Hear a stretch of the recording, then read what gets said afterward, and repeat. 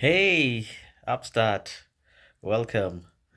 Well, let's talk about Rigathi Gachagua's impeachment by the National Assembly and now waiting for the Senate. Well, it seems that this was planned way back by the president. It seems that it was a long game that had been crafted by the president himself, William Ruto, and his close allies that Gachagua should not stay as the deputy president.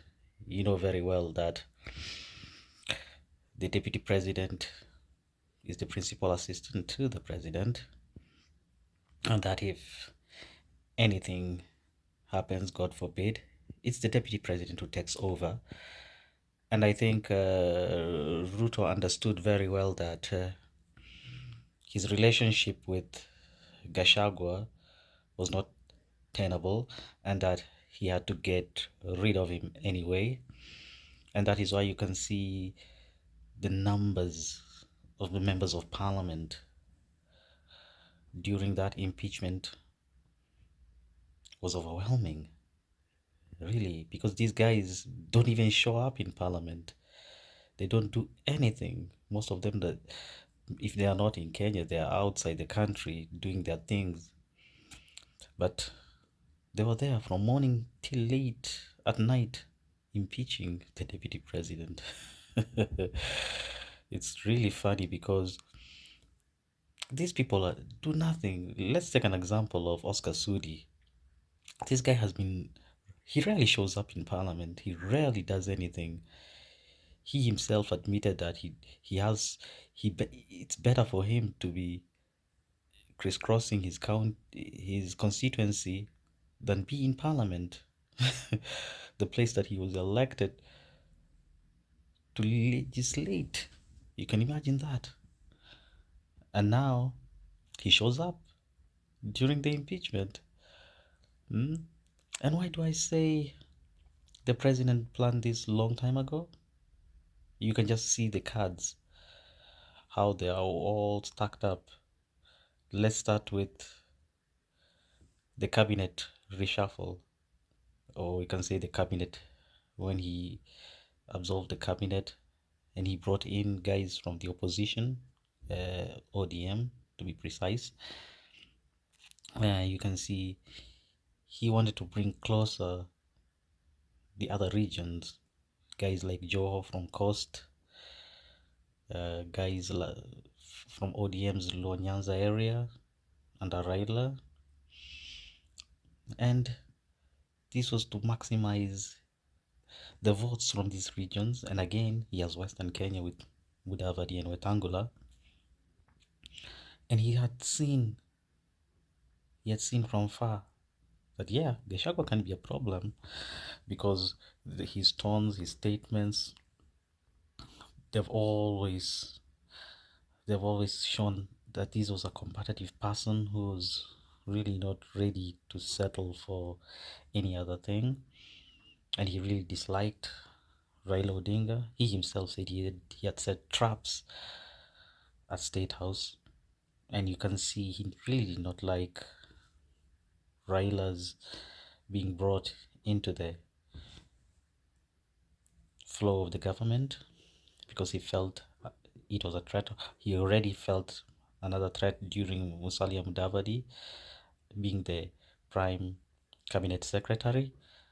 And so you can see here Gachagua felt he was being pushed down because since that appointment of Musalia, it all it was all to rob him out of the government. Somehow things worked so very fast because we're not even in the third year of this government and we're seeing such big changes. And with Gachagua out of the way, you now expect Ruto to have a people he himself is going to trust. Guys like Nini Nyoro, guys like Kindiki. And so, who is going to be his deputy? Now that's going to be another question. another video we might do later. But for now, the fear is that with Gachagua being alienated, a section of a big chunk of the Kikuyu nation will feel that they're being betrayed by the president, whom they gave more than 70% of their votes. And that shows, you can even see the bitterness with it. Gachagua, during his TV interview, said guys like Musali and Wetangula, they did not even bring in the votes that they had promised, but they were given the seats that they wanted. So Gachagua feels that he did a lot, but in the end, he's the person being pushed out. Yeah. So this was a long con game that was played. It was planned from a long time ago when Musalia got his position, when Raila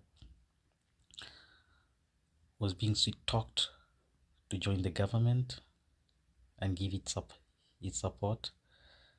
You can see the ODM MPs were at the front, the Wiper MPs were at the front of the impeachment against Gachagua. So this was planned a long time ago because the president brought these guys closer to himself, guys like Kalonzo.